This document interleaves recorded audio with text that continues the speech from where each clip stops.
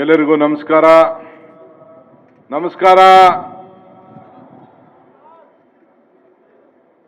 ನಮ್ಮ ನಾಡಿನ ಎಲ್ಲ ಹಿರಿಯ ಈ ದೇಶದ ಸ್ವಾತಂತ್ರ್ಯ ಹೋರಾಟಗಾರರೇ, ನಾಡಿನ ಎಲ್ಲ ಈ ರಾಜ್ಯವನ್ನ ಮುನ್ನಡೆಸಿದಂತ ಎಲ್ಲ ನಮ್ಮ ಮುಖ್ಯಮಂತ್ರಿಗಳೇ, ಈ ನಾಡಿನ ಮುನ್ನಡೆಸಿದಂತ ಎಲ್ಲ ನನ್ನ ಗೌರವಾನ್ವಿತ ಮಂತ್ರಿ ಸಹೋದ್ಯೋಗಿಗಳೇ, ಶಾಸಕ ಮಿತ್ರರೇ, ಅಧಿಕಾರಿಗಳೇ, ಈ ದೇಶವನ್ನ ಕಾಯ್ತಾ ಇರತಕ್ಕಂಥ ಎಲ್ಲ ನಮ್ಮ ಮೂರು ಅಂಗವಾಗಿ ಭಾರತದ ಸೇನೆ ಮತ್ತು ಎಲ್ಲ ಸಂಬಂಧಪಟ್ಟಂತ ಎಲ್ಲ ಈ ಡಿಫೆನ್ಸ್ ಫೋರ್ಸಿನ ಎಲ್ಲ ಅಧಿಕಾರಿ ಮತ್ತು ಸಿಬ್ಬಂದಿ ಮಿತ್ರರೇ, ನಮ್ಮ ನಾಡಿನ 7.5 ಕೋಟಿ ಕನ್ನಡಿಗರು ಮತ್ತು ಎಲ್ಲ ಭಾರತೀಯ 80ನೇ ಸ್ವಾತಂತ್ರ್ಯದ ಶುಭಾಶಯಗಳನ್ನು ಈ ಪವಿತ್ರವಾದಂಥ ದಿನ ತಮಗೆ ನಾನು ಈ ರಾಜ್ಯದ ಜನತೆ ಪರವಾಗಿ ಅರ್ಪಿಸ್ತಾ ಇದ್ದೇನೆ. ಈ ಪವಿತ್ರವಾದ ದಿನ ಅಂದಂದು ರಾಜ್ಯದ ಮುಖ್ಯಮಂತ್ರಿಯಾಗಿ ನಾಡಿನ ಜನರನ್ನು ಉದ್ದೇಶಿಸಿ ಮಾಡುವ ನನ್ನ ಪೂರ್ವ ಜನ್ಮದ ಪುಣ್ಯ ಅಂತ ಹೇಳಿ ನಾನು ಭಾವಿಸ್ಕೊಂಡಿದ್ದೇನೆ. ನಮ್ಮ ದೇಶದ ಸ್ವಾತಂತ್ರ್ಯದ 80ನೇ ವರ್ಷಕ್ಕೆ ನಾವೆಲ್ಲ ಕಾಲಿಟ್ಟಿದ್ದೇವೆ.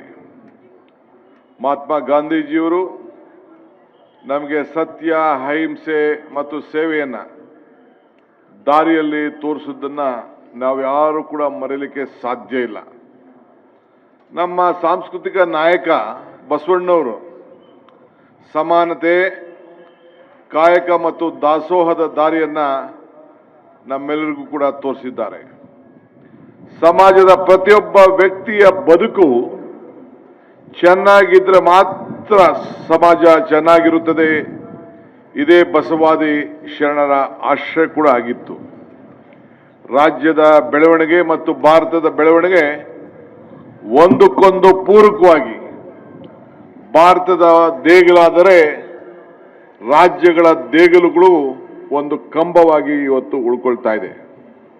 ಹೀಗಾಗಿ ದೇಗುಲು ಮತ್ತು ಕಂಬಗಳ ಸಂಬಂಧ ಇನ್ನಷ್ಟು ಗಟ್ಟಿಯಾಗಿ ಬೇಕು ಎಂಬುದು ನಮ್ಮೆಲ್ಲರ ನಿಲುವು ಕೂಡ, ನನ್ನ ನಿಲುವು ಕೂಡ. ಜ್ಞಾನ, ವಿಜ್ಞಾನ, ತಂತ್ರಜ್ಞಾನ, ಕೈಗಾರಿಕೆ, ಆರ್ಥಿಕತೆ, ಕೃಷಿ ಮತ್ತು ಸಂಸ್ಕೃತಿ ಈ ದೇಶದ ದಾರಿಯನ್ನ ತೋರಿಸಿ ಕರ್ನಾಟಕವನ್ನ ಇನ್ನಷ್ಟು ಬೆಳೆಸುವುದು ನನ್ನ ಗುರಿಯಾಗಿದೆ. ನಾನು ಮುಖ್ಯಮಂತ್ರಿ ಆದ ಬಳಿಕ ನಮ್ಮ ಸರ್ಕಾರ ಇದೇ ಆಶಯದಂತೆ ಹಲವು ಯೋಜನೆಗಳನ್ನು ಈಗಾಗಲೇ ನಾವು ಕೈಗೊಂಡಿದ್ದೇವೆ. ನಾನು ಇಂದು ನಾನು ಅನುಭವಿಸುತ್ತಿರುವ ನಮ್ಮ ಆಡಳಿತದಲ್ಲಿ ಈ ಸ್ವಾತಂತ್ರ್ಯದ ಗಾಳಿ ಮತ್ತು ಬೆಳಕು ನಮ್ಮ ಹಿಂದಿನ ಪೀಳಿಗೆಯ ದೇಶ ಪ್ರೇಮಿಗಳ ಬಲಿದಾನದಿಂದ ಫಲ ಇದನ್ನ ಮುಂದಿನ ಪೀಳಿಗೆಗೆ ದಾಟಿಸುವುದು ನಮ್ಮ ಹೊಣೆ ಕೂಡ ಆಗಿದೆ. ಗುಲಾಮಗಿರಿಯ ಸಂಕೋಲೆಗಳಿಂದ ದೇಶದ ಮುಕ್ತಿಗೊಳಿಸಿದ ಮಹಾತ್ಮ ಗಾಂಧೀಜಿಯವರು, ಪಂಡಿತ್ ಜವಾಹರ್ಲಾಲ್ ನೆಹರೂರವರು, ಸರ್ದಾರ್ ವಲ್ಲಭಾಯ್ ಪಟೇಲ್ ರವರು, ಮೌಲಾನಾ ಆಜಾದ್ ರವರು, ಸರೋಜಿನಿ ನಾಯ್ಡು ರವರು, ಭಗತ್ ಸಿಂಗ್ ರವರು, ಅಶ್ಫಾಕುಲ್ಲಾ ಖಾನ್ ರವರು, ಸುಭಾಷ್ ಚಂದ್ರ ಬೋಸ್ ರವರು, ಇಂಥ ನೂರಾರು ನಾಯಕರು ಸ್ವತಂತ್ರ ಭಾರತದ ಸದಾ ನೆನಪಿನಲ್ಲಿ ನಮ್ಮ ಜೊತೆಯಲ್ಲಿದ್ದಾರೆ. ಭಾರತೀಯ ರಾಷ್ಟ್ರೀಯ ಕಾಂಗ್ರೆಸ್ ಅನ್ನ ನಡೆಸಿದ ನಮ್ಮ ಸ್ವಾತಂತ್ರ್ಯದ ಹೋರಾಟ ಮತ್ತು 1924ರ ಬೆಳಗಾವಿಯ ಕಾಂಗ್ರೆಸ್ ಅಧಿವೇಶನ ಹೊತ್ತಿನ ಸ್ಫೂರ್ತಿಯನ್ನ ನಾವು ಇಂದು ನೆನಪಿಸಿಕೊಳ್ತಿದ್ದೇವೆ. 2 ವರ್ಷದ ಹಿಂದೆ ತಾನೇ ನಾವು ಕೂಡ ಬೆಳಗಾಂನಲ್ಲಿ ಮಹಾತ್ಮ ಗಾಂಧೀಜಿಯವರು ಈ ದೇಶದ ಸ್ವಾತಂತ್ರ್ಯದ ನಾಯಕತ್ವವನ್ನು ವಹಿಸಿದ್ದನ್ನು ಕೂಡ ನಾವೆಲ್ಲ ಸ್ಮರಿಸಿಕೊಂಡು ಜೈ ಬಾಪು, ಜೈ ಭೀಮ್, ಜೈ ಸಂವಿಧಾನ ಕಾರ್ಯಕ್ರಮವನ್ನು ಕೂಡ ನಾವು ಹಮ್ಮಿಕೊಂಡಿದ್ದು ತಮಗೆಲ್ಲ ನೆನಪಿರಬೇಕು. ಕನ್ನಡ ನಾಡು ಮತ್ತು ನುಡಿಗಾಗಿ ಹೋರಾಡಿದಂಥ ಕಿತ್ತೂರು ರಾಣಿ ಚೆನ್ನಮ್ಮ,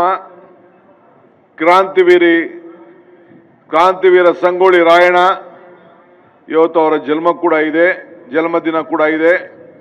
ಮೈಲಾರ ಮಹಾದೇವಪ್ಪ ಅವರಂಥ ವೀರ ಧೈರ್ಯ ಮತ್ತು ಹೋರಾಟ ನಮ್ಮ ದಾರಿ ತೋರಲಿದೆ.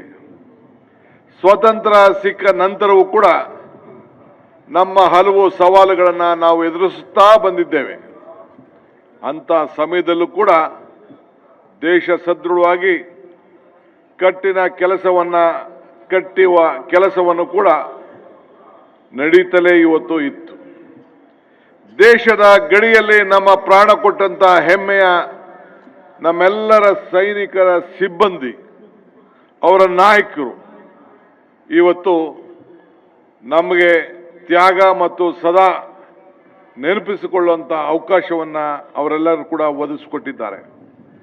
ಅವರ ಆಶಯದಂತೆ ನಾಡಿನ ಎಲ್ಲ ಜನರ ಒಳಗೊಂಡಂಥ ಅಭಿವೃದ್ಧಿಯ ಕಡೆಗೆ ನೀವೆಲ್ಲ ಒಟ್ಟಾಗಿ ಸಾಗೋಣ. ನಾನು ಮುಖ್ಯಮಂತ್ರಿಯಾಗಿ 2 ತಿಂಗಳಿನಲ್ಲಿ ಜನಸ್ನೇಹಿ ಮತ್ತು ಜನ ಆಡಳಿತ ನಡೆಸಲು ಈಗಾಗಲೇ ಅನೇಕ ಯೋಜನೆಗಳನ್ನು ಆರಂಭಿಸಿದ್ದೇನೆ. ಪಂಚಾಯಿತಿ ಮಟ್ಟದಲ್ಲಿ ರಾಜ್ಯ ಮಟ್ಟದವರೆಗೆ ಜನರ ಕುಂದುಕೊರತೆಗಳನ್ನು ಮತ್ತು ಸಮಸ್ಯೆಗಳನ್ನು ಆಲಿಸಲು ಹೊಸದಾಗಿ ಪ್ರತ್ಯೇಕ ಪ್ರಜಾಸೇವೆ ಇಲಾಖೆಯನ್ನು ಕೂಡ ಈಗಾಗಲೇ ನಾನು ಸ್ಥಾಪನೆಯನ್ನು ಮಾಡಿದ್ದು ತಮಗೆಲ್ಲ ಈಗಾಗಲೇ ತಿಳಿದಿರಬಹುದು. ಈ ಇಲಾಖೆಯಿಂದ ಎಲ್ಲ ಜಿಲ್ಲಾ ಉಸ್ತುವಾರಿ ಸಚಿವರುಗಳು ತಮ್ಮ 3ನೇ ಶನಿವಾರ ನಮ್ಮ ಉಸ್ತುವಾರಿಯ ಜಿಲ್ಲೆಗಳಲ್ಲಿ ಪ್ರತಿ ವಿಧಾನಸಭಾ ಕ್ಷೇತ್ರಗಳಿಗೆ ಜನಸಂಪರ್ಕ ಸಭೆಗಳನ್ನು ನಡೆಸಲಿದ್ದಾರೆ. ನಂತರ ಹೋಬಳಿ ಮಟ್ಟಕ್ಕೂ ಕೂಡ ಜಿಲ್ಲಾ ಪಂಚಾಯಿತಿ ಮಟ್ಟಕ್ಕೂ ಕೂಡ ಈ ವಿಸ್ತರಣೆ ಕೂಡ ಆಗಲಿದೆ. ಪ್ರತಿ ಶಾಸಕರು ಕೂಡ ಪಂಚಾಯಿತಿ ಮಟ್ಟದಲ್ಲಿ ಜನಸಂಪರ್ಕ ಸಭೆಗಳನ್ನು ನಡೆಸಿ ಸಮಸ್ಯೆಗಳನ್ನು ಸ್ಪಂದಿಸಿ ಅವರ ಸೇವೆಯನ್ನು ಮಾಡಬೇಕಾದ್ದು ನಮ್ಮ ಸರ್ಕಾರದ ಬದ್ಧತೆಯನ್ನು ಕೂಡ ನಾನು ತಮ್ಮ ಮುಂದೆ ಹೇಳಲು ಬಹಳ ಸಂತೋಷ ಆಗ್ತದೆ. ಶಿಕ್ಷಣ, ಬಂಡವಾಳ ಹೂಡಿಕೆ, ಉದ್ಯೋಗ ಸೃಷ್ಟಿ, ಕೈಗಾರಿಕೆ ಮತ್ತು ನೈಸರ್ಗಿಕ ಸಂಪತ್ತಿನ ರಕ್ಷಣೆಗೆ ಜನತೆಗೆ ರಾಜ್ಯವನ್ನು ಮಾದರಿ ರಾಜ್ಯವನ್ನಾಗಿ ಮಾಡುವ ಕಾರ್ಯಕ್ರಮವನ್ನು ರೂಪಿಸುವ ಇದೊಂದು ಸೇವೆ ಎಂದು ನಾನು ಗಮನಿಸಿದ್ದೇನೆ. ಬರ ಎದುರಿಸುತ್ತಿರುವ ಸರ್ಕಾರ ದೃಢ ಹೆಜ್ಜೆಯನ್ನು ಇಟ್ಟಿದ್ದೇವೆ. ಇವತ್ತು ಪ್ರಧಾನಮಂತ್ರಿಗಳು ಕೂಡ ಈ ಬರದ ಬಗ್ಗೆ ನಮಗೀಗಾಗಲೇ ಮುನ್ಸೂಚನೆಯನ್ನು ಕೊಟ್ಟಿದ್ದಾರೆ. ಇಡೀ ರಾಜ್ಯದ ತೀವ್ರ ಬರ ಎದುರಿಸುತ್ತಿರುವ ನಮ್ಮ ಸರ್ಕಾರ ಎಲ್ಲ ಪರಿಸ್ಥಿತಿಯನ್ನು ಕೂಡ ನಾವು ಗಂಭೀರವಾಗಿ ಅರಿತಿದ್ದೇವೆ. ನೀರಾವರಿ ಯೋಜನೆಗಳ ಮುಖಾಂತರ ರಾಜ್ಯದಲ್ಲಿ ನೆರವಿಗೆ ಅನೇಕ ಕಾರ್ಯಕ್ರಮಗಳನ್ನು ರೂಪಿಸಿದ್ದೇವೆ.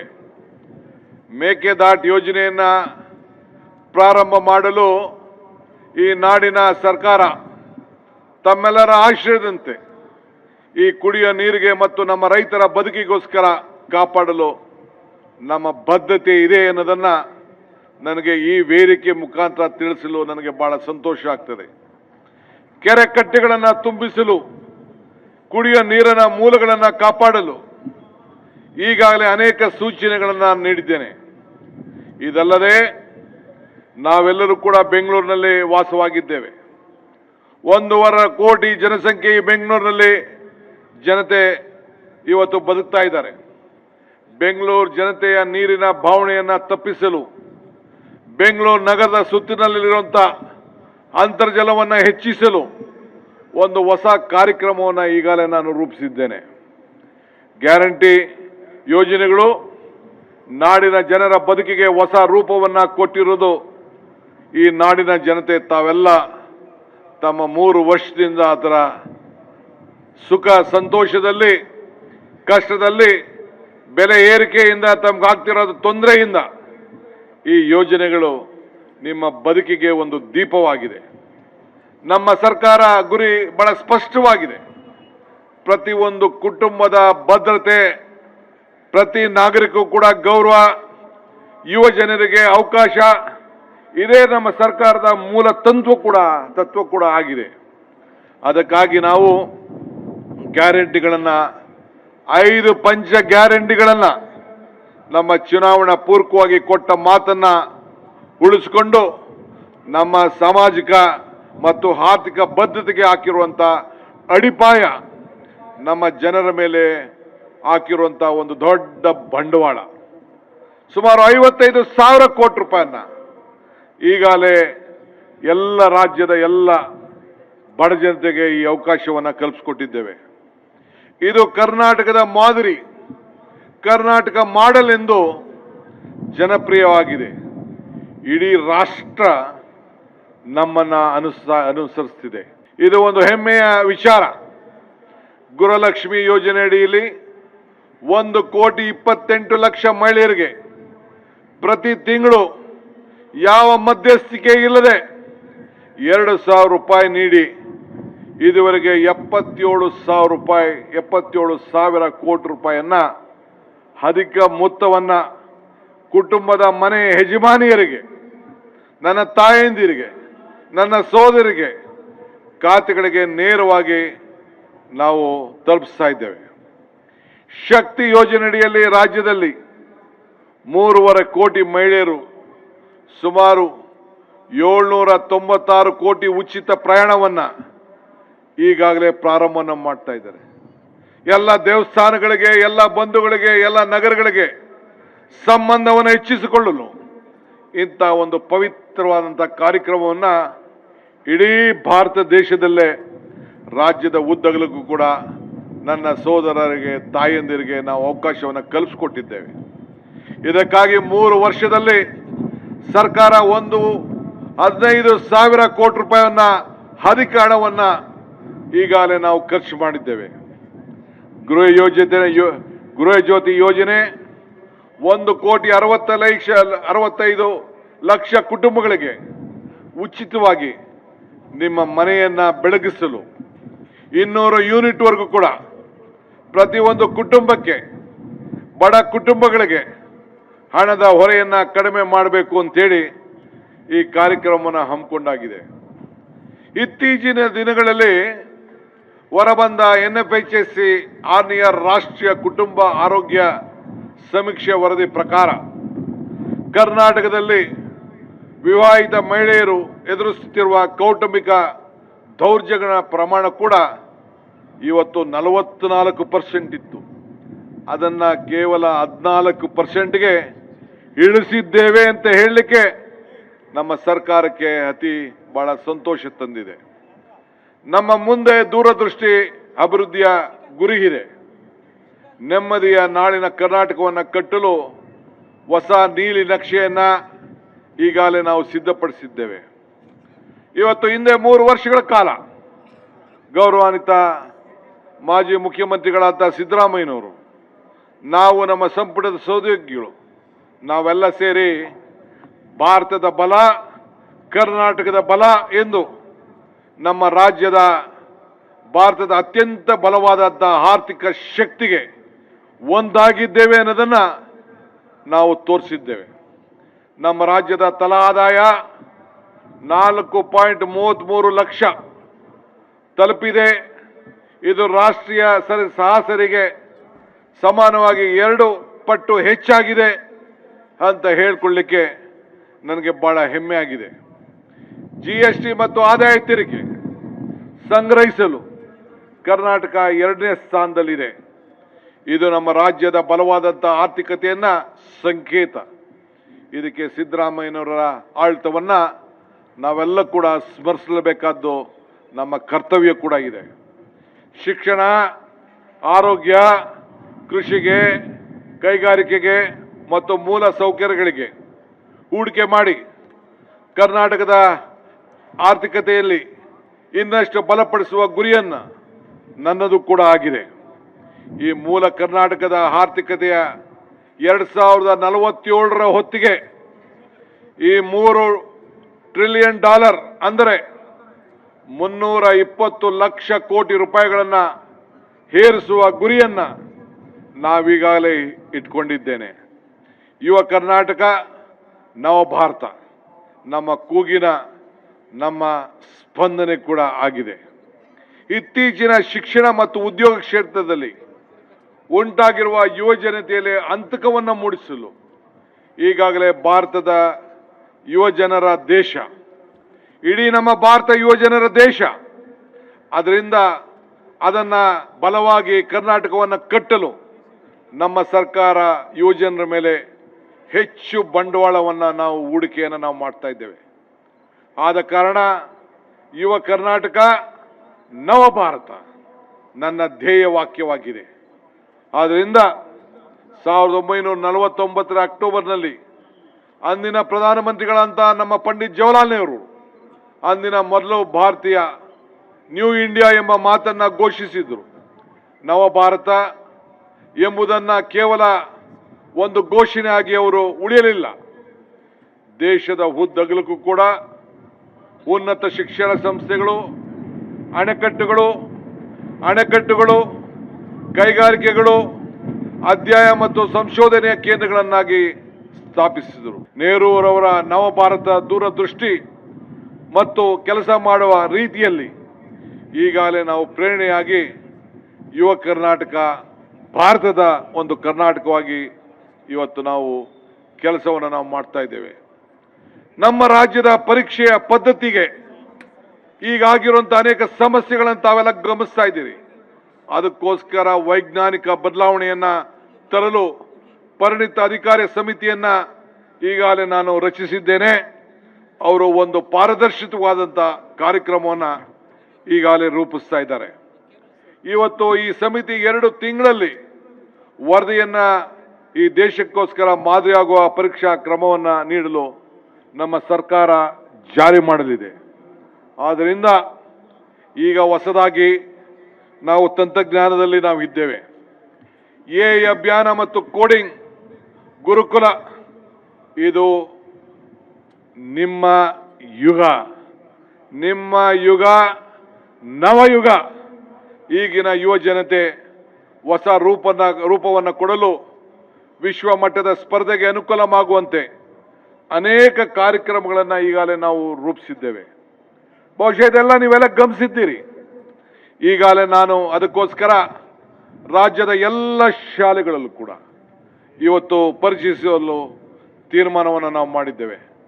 6ನೇ ತಾರೀಕಿನಿಂದ ಪ್ರತಿಯೊಂದು ಎಐ ಶಿಕ್ಷಣ ಅಧಿಕಾರಿಗೋಸ್ಕರ ಎಐ ಶಿಕ್ಷಣವನ್ನು ಪರೀಕ್ಷಿಸಲು ಈಗಾಗಲೇ ಕಾರ್ಯಕ್ರಮವನ್ನು ರೂಪಿಸಿದ್ದೇವೆ.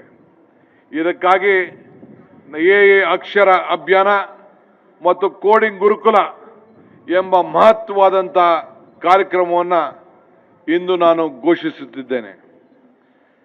ದೇಶದ ಪ್ರಥಮ ಸರ್ಕಾರಿ ಸ್ವಾಮ್ಯದ ಎಐ ವಿಶ್ವವಿದ್ಯಾಲಯ ಇಡೀ ವಿಶ್ವದವರನ್ನ ಇವತ್ತು ಭಾರತ ಗಮನಿಸ್ತಾ ಇದೆ. ಅದಕ್ಕೋಸ್ಕರ ಕರ್ನಾಟಕ ರಾಜ್ಯದಲ್ಲಿ ಎಐ ವಿಶ್ವವಿದ್ಯಾಲಯವನ್ನು ಬೆಂಗಳೂರಿನಲ್ಲಿ ಸ್ಥಾಪಿಸಲು ಈಗಾಗಲೇ ಘೋಷಣೆಯನ್ನು ಕೂಡ ನಾನು ಮಾಡಿದ್ದೇನೆ.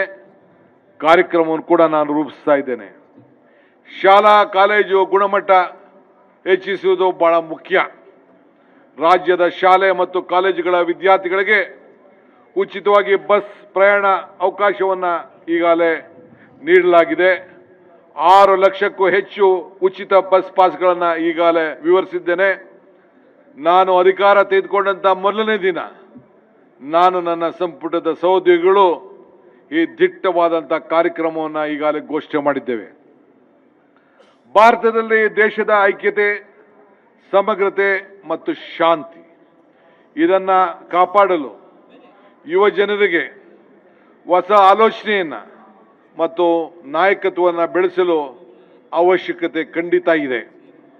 ಇದಕ್ಕೋಸ್ಕರ ಈಗಾಗಲೇ ನಾವು ಅದಕ್ಕಾಗಿ ರಾಜ್ಯದಲ್ಲಿ 10,000 ಭಾರತ್ ಜೋಡೋ ಯುವ ಸಂಘಗಳನ್ನು ಸ್ಥಾಪನೆ ಮಾಡಲು ಈಗಾಗಲೇ ಕಾರ್ಯಕ್ರಮವನ್ನು ನಾವು ರೂಪಿಸಿದ್ದೇವೆ. ಗ್ರಾಮೀಣ ಭಾಗದ ಯುವಜನರ ನಾಯಕತ್ವ, ಗ್ರಾಮೀಣ ಭಾರತ ಯುವಜನರ ನಾಯಕತ್ವ, ಪ್ರತಿಭೆಗಳು ಹೊರಹೊಮ್ಮಲು ದಾರಿಯಾಗಿದೆ. ಈಗಾಗಲೇ ಇಂಥ ಕಾರ್ಯಕ್ರಮಗಳನ್ನು ನಮ್ಮಂಥ ಕ್ಷೇತ್ರದಲ್ಲಿ ಈಗಾಗಲೇ ನಾನು ಪ್ರಯೋಗ ಕೂಡ ಈಗಾಗಲೇ ನಾನು ಮಾಡಿದ್ದೇನೆ. ಪ್ರತಿ ಸಂಘಕ್ಕೆ 10 ಲಕ್ಷದಂತೆ ವಾರ್ಷಿಕವಾಗಿ 1,000 ಕೋಟಿ ರೂಪಾಯಿಯನ್ನ ಅನುದಾನವನ್ನು ಈಗಾಗಲೇ ಒದಗಿಸಲಾಗಿದೆ. ಯುವ ನಿಧಿ ಕಾರ್ಯಕ್ರಮದಲ್ಲಿ ಈಗಾಗಲೇ ಸುಮಾರು 4 ಲಕ್ಷ ನಿರುದ್ಯೋಗಿ ಮತ್ತು ಡಿಪ್ಲೊಮಾ ಪದವೀಧರರಿಗೆ 1,200 ಕೋಟಿ ರೂಪಾಯಿಯನ್ನ ಈಗಾಗಲೇ ನೆರವು ನೀಡಿದ್ದೇವೆ. ಯುವ ಶಕ್ತಿಯೇ ಭಾರತದ ಶಕ್ತಿ, ಯುವ ಶಕ್ತಿಯೇ ಕರ್ನಾಟಕದ ಶಕ್ತಿ. ಹಿಂದುಳಿದ ತಾಲೂಕುಗಳಲ್ಲಿ ಹೊಸ ಕೈಗಾರಿಕೆಯನ್ನು ತರಲು ವಿಶೇಷ ರಿಯಾಯಿತಿ ಪ್ಯಾಕೇಜ್ಗಳನ್ನು ಕೂಡ ಈಗಾಗಲೇ ನಾನು ಸಿದ್ಧಪಡಿಸಿದ್ದೇನೆ. ಜನರನ್ನು ಹಳ್ಳಿಯಿಂದ ತಪ್ಪಿಸಬೇಕು, ಬರದನ್ನು ತಪ್ಪಿಸಬೇಕು, ನಗರಗಳಲ್ಲಿ ಅಲ್ಲೇ ಉದ್ಯೋಗ ಸಿಗಬೇಕು, ಅಲ್ಲೇ ಉತ್ತಮವಾದಂಥ ವಿದ್ಯಾಭ್ಯಾಸದೊಳಗಬೇಕು. ಇದು ನಮ್ಮ ಸರ್ಕಾರದ ಆಶಯ. ಇದರಿಂದ ಹಿಂದುಳಿದ ತಾಲೂಕುಗಳಿಗೆ ಉದ್ಯೋಗ ಸೃಷ್ಟಿಯಾಗಲಿಕ್ಕೆ, ಈಗಾಗಲೇ ಕೈಗಾರಿಕೆಗಳು ಬೆಳವಣಿಗೆ ಆಗಲಿಕ್ಕೆ, ಜೊತೆಗೆ ಸಮತೋಲಿತ ಅಭಿವೃದ್ಧಿ ಮತ್ತು ದಾರಿಯನ್ನ ಮಾಡಿಕೊಡ್ಬೇಕು ಅನ್ನೋ ದೃಷ್ಟಿಯಿಂದ ರೈತರ ಬಲಕ್ಕೆ ಬೆಂಬಲವನ್ನು ಕೊಡಬೇಕು ಅಂತ ಹೇಳಿ ಈಗಾಗಲೇ ಕಾರ್ಯಕ್ರಮವನ್ನು ನಾವು ರೂಪಿಸಿದ್ದೇವೆ. ಇವತ್ತು ನಮ್ಮ ಕೃಷಿ ನಮ್ಮ ಆರ್ಥಿಕತೆಯ ಬೆನ್ನೆಲುಬು. ಬೆಳೆ ವಿಮಾ ಯೋಜನೆ ಈಗಾಗಲೇ 12.35 ಲಕ್ಷ ತೆರಿಗೆ, 1,300 ಕೋಟಿ ರೂಪಾಯಿ ಪರಿಹಾರವನ್ನು ಈಗಾಗಲೇ ನೀಡಲಾಗಿದೆ. ಈ ಮುಂಗಾರಿನಲ್ಲಿ ದಾಖಲೆಯ 25 ಲಕ್ಷ ರೈತರ ಬೆಳೆ ವಿಮಾ ಯೋಜನೆಯನ್ನ ನೋಂದಾಯಿಸಿಕೊಳ್ಳಲು ಅವಕಾಶವನ್ನು ನಾವು ಕಲ್ಪಿಸಿಕೊಟ್ಟಿದ್ದೇವೆ. ಆ ರೈತರು ಕೂಡ ಈಗಾಗಲೇ ನೋಂದಾಯಿಸಿಕೊಂಡಿದ್ದಾರೆ. 2 ಲಕ್ಷ ಹೆಕ್ಟರ್ ಪ್ರದೇಶಕ್ಕೆ ಸೂಕ್ಷ್ಮ ನೀರಾವರಿ ವಿಸ್ತರಣೆಯಿಂದ 184 ಹೈಟೆಕ್ ಹಾರ್ವೆಸ್ಟರ್ ಹಬ್ ಈಗಾಗಲೇ ಸ್ಥಾಪಿಸಿದ್ದೇವೆ. ಹಾಲು ಉತ್ಪಾದನೆಗೆ ಪ್ರೋತ್ಸಾಹಧನ ಯೋಜನೆ ಅಡಿಯಲ್ಲಿ ಕಳೆದ 1 ವರ್ಷದಲ್ಲಿ ರಾಜ್ಯದ 9 ಲಕ್ಷ ರೈತರ ಖಾತೆಗೆ 2,600 ಕೋಟಿ ರೂಪಾಯಿಯನ್ನ ನೇರವಾಗಿ ಯಾವ ಮಧ್ಯಸ್ಥಿಕೆ ಇಲ್ಲದೆ ಅವರ ಅಕೌಂಟ್ಗೆ ಈಗಾಗಲೇ ನಾವು ವರ್ಗಾಯಿಸಿರುವುದು ನಮ್ಮ ರೈತರು ತಿಳಿದಂಥ ವಿಚಾರ. ನಮ್ಮ ನಂದಿನಿ ಉತ್ಪಾದನೆಗಳು ಈಗಾಗಲೇ ಅಂತಾರಾಷ್ಟ್ರೀಯ ಮಾರುಕಟ್ಟೆಯಲ್ಲಿ ಉತ್ತಮವಾದಂಥ ಮನ್ನಣೆಯನ್ನು ಪಡೆದು ಈ ಪ್ರಮಾಣವನ್ನು ಇನ್ನಷ್ಟು ಹೆಚ್ಚಿಸಲು ಕಾರ್ಯಕ್ರಮವನ್ನು ರೂಪಿಸಿ ಆ ರೈತನ ಈ ಹೈನುಗಾರಿಕೆಗೆ ಒಂದು ದೊಡ್ಡ ಶಕ್ತಿಯನ್ನು ನಮ್ಮ ಸರ್ಕಾರ, ಇಂದಿನ ಸರ್ಕಾರ ಇವತ್ತು ಮುಂದುವರಿಸಿಕೊಂಡು ನಾವು ಹೋಗ್ತಾ ಇದ್ದೇವೆ. ಇವತ್ತು 275 ಸಂಚಾರಿ ಪಶುವೈದ್ಯಕೀಯ ಘಟಕಗಳ ರೈತರು ಮನೆ ಬಾಗಿಲಿಗೆ ತೆರಳಿ ಆ ಒಂದು ವೈದ್ಯಕೀಯ ಸೇವೆಯನ್ನು ಮಾಡಲು ಈಗಾಗಲೇ ಕಾರ್ಯಕ್ರಮವನ್ನು ನಾವೆಲ್ಲ ರೂಪಿಸಿದ್ದೇವೆ. ಒಬ್ಬ ವ್ಯಕ್ತಿ ಯಾವ ಜಾತಿ ಯಾವ ಧರ್ಮ ಹುಟ್ಟಿದ್ರು ಎಂಬುದು ಮುಖ್ಯ ಅಲ್ಲ, ಎಲ್ಲರಿಗೂ ಕೂಡ ಸಮಾನ ಅವಕಾಶವನ್ನು ಸಿಗಬೇಕು. ಇದು ನಮ್ಮ ಸರ್ಕಾರದ ನೀತಿ ಕೂಡ ಆಗಿದೆ. ಆದ್ದರಿಂದ ಈ ವರ್ಷದಲ್ಲೇ 44,631 ಕೋಟಿ ರೂಪಾಯಿ ಪರಿಶಿಷ್ಟ ಜಾತಿ ಮತ್ತು ಪರಿಶಿಷ್ಟ ಪಂಗಡ ಕಲ್ಯಾಣಕ್ಕಾಗಿ ಮೀಸಲಿಟ್ಟಿದ್ದೇವೆ. ಸಿದ್ದರಾಮಯ್ಯನವರ ಸರ್ಕಾರ, ಇಂದಿನ ಸರ್ಕಾರ ಇಡೀ ಭಾರತಕ್ಕೆ ಒಂದು ಮಾದರಿಯಾದಂಥ ಕಾರ್ಯಕ್ರಮವನ್ನು ನೀಡಿತು ಅನ್ನೋದನ್ನು ಹೇಳಲಿಕ್ಕೆ ನನಗೆ ಬಹಳ ಹೆಮ್ಮೆ ಆಗ್ತದೆ. ನಮ್ಮ ವಸತಿ ಶಾಲೆಗಳು ವಿದ್ಯಾರ್ಥಿಗಳು SSLC ಪರೀಕ್ಷೆಯಲ್ಲಿ ಇವತ್ತು ಗ್ರಾಮೀಣ ಪ್ರದೇಶದಲ್ಲಿ 99% ಅಷ್ಟು ಉತ್ತೀರ್ಣ ಆಗಿರುವುದು ಅವ್ರಿಗೆ ಅಭಿನಂದನೆ ಸಲ್ಲಿಸಲಿಕ್ಕೆ ನನಗೆ ಬಹಳ ಹೆಮ್ಮೆ ಆಗ್ತದೆ. ಅದಕ್ಕೆ ಸಹಾಯವಾಗಿ ನಿಂತಂಥ ನನ್ನ ಎಲ್ಲ ಶಿಕ್ಷಕ ವೃಂದದವರೆಗೂ ನನ್ನ ಕೋಟಿ ನಮಸ್ಕಾರಗಳನ್ನು ಅರ್ಪಿಸಲಿಕ್ಕೆ ನಾನು ಬಯಸ್ತಾ ಇದ್ದೇನೆ. ಹಿಂದುಳಿದ ವರ್ಗದ ಕಲ್ಯಾಣ 2026-27ರಲ್ಲಿ ಸುಮಾರು 4,000 ಕೋಟಿ ರೂಪಾಯಿ ಅನುದಾನವನ್ನು ಈಗಾಗಲೇ ನಾವು ಒದಗಿಸಿದ್ದೇವೆ. ಸಾಮಾಜಿಕ ನ್ಯಾಯ ಕೇವಲ ಮಾತಿನಿಂದ ಆಗಲಿಕ್ಕೆ ಸಾಧ್ಯ ಇಲ್ಲ. ಸಾಮಾನ್ಯ ಅವಕಾಶ ಮಾತ್ರ ಸಾಮಾಜಿಕ ನ್ಯಾಯವನ್ನು ನಿಜವಾಗಿ ಅವರ ಬದುಕಿನಲ್ಲಿ ನಾವು ಸದೃಢವಾದಂಥ ಸಂಕಲ್ಪವನ್ನು ಉತ್ತೇಜವನ್ನು ನೀಡಲಿಕ್ಕೆ ನಮ್ಮ ಸರ್ಕಾರ ಬದ್ಧವಾಗಿದೆ. ಈಗ 119ಕ್ಕೂ ಏಕಲವ್ಯ ಮಾದರಿ ವಸತಿ ಶಾಲೆಗಳು ಮೂಲಕ ನಮ್ಮ ಬುಡಕಟ್ಟು ಜನಾಂಗ ಅರಣ್ಯದಲ್ಲಿ ವಾಸವಾಗಿರುತ್ತಂಥ ಮಕ್ಕಳುಗಳ ಕನಸುಗಳನ್ನು ನಾವು ಶಕ್ತಿ ತುಂಬಿ 2,60,000 ವಿದ್ಯಾರ್ಥಿಗಳಿಗೆ ವಸತಿ ಶಾಲೆಯಲ್ಲಿ ಈಗಾಗಲೇ ಕಾರ್ಯಕ್ರಮಗಳನ್ನು ಈಗಾಗಲೇ ರೂಪಿಸಿ ಅವರಿಗೆ ಶಕ್ತಿಯನ್ನು ನಾವು ತುಂಬುತ್ತಾ ಇದ್ದೇವೆ. ಅಲ್ಪಸಂಖ್ಯಾತ ಸಮುದಾಯದ 8,60,000 ವಿದ್ಯಾರ್ಥಿಗಳಿಗೆ 494 ಕೋಟಿ ರೂಪಾಯಿ ಹಣವನ್ನು ಈಗಾಗಲೇ ವಿದ್ಯಾರ್ಥಿ ವೇತನವನ್ನು ಈಗಾಗಲೇ ನೀಡಿ ಅವರಿಗೆ ಒಂದು ಹೊಸ ರೂಪವನ್ನು ಕೊಟ್ಟು ಇವತ್ತು ನಾವು ಕಾರ್ಯಕ್ರಮವನ್ನು ರೂಪಿಸಿದ್ದೇವೆ. ವಿದ್ಯಾರ್ಥಿ ವೇತನ ಕೂಡ ಈಗಾಗಲೇ ಅವರ ಅಕೌಂಟ್ಗೆ ತಲುಪಿಸುವಂಥ ಕಾರ್ಯಕ್ರಮವನ್ನು ನಮ್ಮ ಸರ್ಕಾರ ಹಮ್ಮಿಕೊಂಡಿದೆ. ಆರೋಗ್ಯವೇ ನಮ್ಮ ಮೊದಲೇ ಆದ್ಯತೆ. ಆರೋಗ್ಯ ಭಾಗ್ಯ ನಮ್ಮೆಲ್ಲರ ಭಾಗ್ಯ. ಸಾರ್ವಜನಿಕ ಆರೋಗ್ಯ ವ್ಯವಸ್ಥೆಯನ್ನು ನಿರಂತರವಾಗಿ ಬಲಪಡಿಸುವುದರಿಂದ ರಾಜ್ಯದ ನನ್ನ ತಾಯಂದಿರು ಮರಣದ ಪ್ರಮಾಣ 19% ಈಗಾಗಲೇ ಇಳಿಕೆಯಾಗಿದೆ. ಈಗಾಗಲೇ ಗರ್ಭಕೋಶಿಕ ಕ್ಯಾನ್ಸರ್, ಕ್ರಿಟಿಕಲ್ ಕ್ಯಾನ್ಸರ್ ತಡೆಗಾಗಿ ಅರ್ಧ ಬಾಲಕಿಯರ ಲಸಿಕೆಯನ್ನು ಕೂಡ ಈಗಾಗಲೇ ನೀಡುತ್ತಿದ್ದೇವೆ. ಜಲಭದ್ರತೆಗೆ ಕೂಡ ಒಂದು ದೊಡ್ಡ ಹೆಜ್ಜೆಯನ್ನು ಕೂಡ ಈಗಾಗಲೇ ಇಟ್ಟಿದ್ದೇವೆ. ನೀರಿಗಿಂತ ಅಮೂಲ್ಯವಾದದ್ದು ಮತ್ತೊಂದಿಲ್ಲ. ನಾನು ಹಿಂದೆ ಕೂಡ ಈ ಜಲಸಂಪನ್ಮೂಲ ಇಲಾಖೆ ಕೂಡ ಜವಾಬ್ದಾರಿಯನ್ನು ಹೊತ್ತಿದ್ದೆ. ಉಪಮುಖ್ಯಮಂತ್ರಿಯಾಗಿ ಕೂಡ 3 ವರ್ಷ ಕೆಲಸ ಮಾಡಿದ್ದೇನೆ. ನೀರು ಬಹಳ ಅಮೂಲ್ಯವಾದ್ದು. ಇವತ್ತು ಅದರಿಂದ ಜಲಭದ್ರತೆ ನಮ್ಮ ಸರ್ಕಾರ ಮೊದಲೇ ಆದ್ಯತೆ ಆಗಿದೆ. ಈ ವರ್ಷವೇ 16,000 ಕೋಟಿ ರೂಪಾಯಿ ಮೊತ್ತದ 112 ಕಾರ್ಯಕ್ರಮಗಳನ್ನು, ಪ್ರಮುಖ ಜಲಾಶಯ ಯೋಜನೆಗಳನ್ನ ಈಗಾಗಲೇ ನಾನು ಮತ್ತು ಸಿದ್ದರಾಮಯ್ಯನವರ ಅಧ್ಯಕ್ಷತೆಯಲ್ಲಿ, ಅವರ ಮುಖಂಡತ್ವದಲ್ಲಿ ಹಿಂದೆ ನಡೆದಂಥ ಸಭೆಗಳಲ್ಲಿ ಅನುಮೋದನೆಯನ್ನು ಈಗಾಗಲೇ ನಾವು ನೀಡಿದ್ದೇವೆ. ಎತ್ತಿನ ಹೊಳೆ ಈ ಯೋಜನೆ ಅನೇಕ ನನ್ನ ಸ್ನೇಹಿತರು ಟೀಕೆಗಳಿಗೆ ಒಳೆ ಮಾಡಿದ್ರು. ಆದರೂ ಕೂಡ ಈ ಎತ್ತಿನೊಳೆ ಸಮಗ್ರ ಕುಡಿಯುವ ನೀರಿನ ಯೋಜನೆ ಮೊದಲನೇ ಹಂತ ಮುಗಿದಿದೆ. ಈಗಾಗಲೇ ನವೆಂಬರ್ ವೇಳೆಗೆ ತುಮಕೂರು ಜಿಲ್ಲೆಗೆ ತಲುಪಿಸಲು ಈಗಾಗಲೇ ಕಾರ್ಯಕ್ರಮವನ್ನು ನಾವು ರೂಪಿಸಿದ್ದೇವೆ. ಕರ್ನಾಟಕ ಹಿಂದೆಂದೂ ಕಂಡಂಥ ಪ್ರಮಾಣದಲ್ಲಿ ನಮ್ಮ ಸರ್ಕಾರ ಮೂಲ ಸೌಕರ್ಯಗಳನ್ನು ನಿರ್ಮಿಸಲಾಗ್ತಿದೆ.